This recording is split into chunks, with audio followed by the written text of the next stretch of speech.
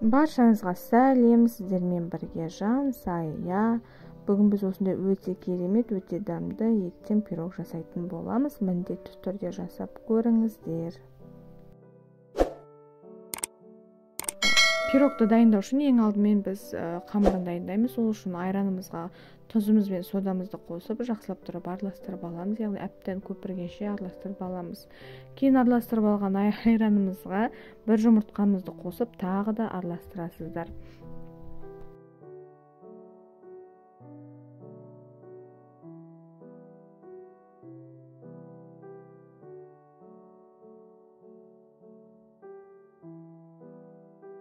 Кейін ертілген сары майымызды қосамыз және араластырып аламыз.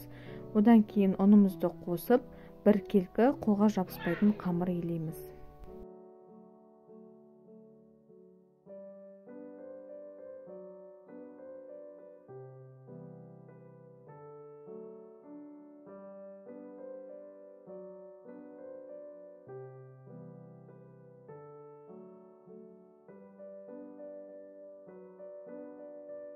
Қамырымызды салфанға салып, жарты сағатқа тоңазытқышқа қойып қоямыз. Осы аралығында біз салмасын дайындасақ, ол үшін тартылған етімізге пиязымызды, картопымызды, тұзымызды және де дәміне қарай бұрышымызды салып, жақсылап тұрып араластырып аламыз.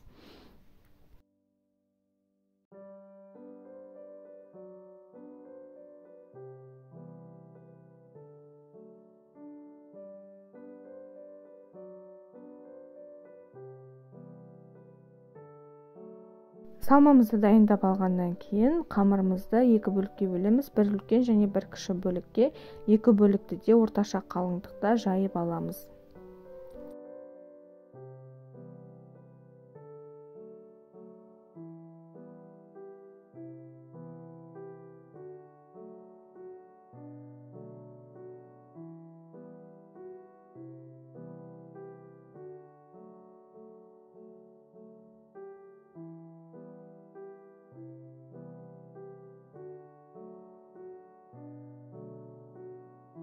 Кейін жайып алған үлкен қамырымызды ыдысымызға салып, ортасына салмамызды салып, жан-жағына жайып шығасыздар.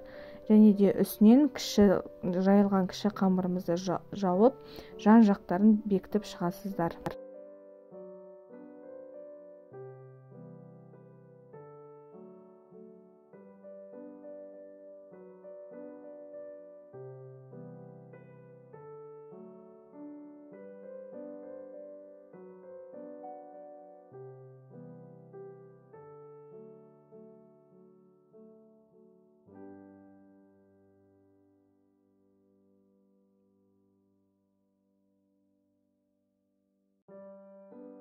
Кейін бекітіп алғаннан кейін бетіне жақсылап араластырылған бір жұмыртқаны жақсылап тұрып жағып шығасыздар және де духовкаға 55-60 минутқа 180 градуста пісіріп аласыздар. Міне осындай өте дәмді пирогымыз дайын болды.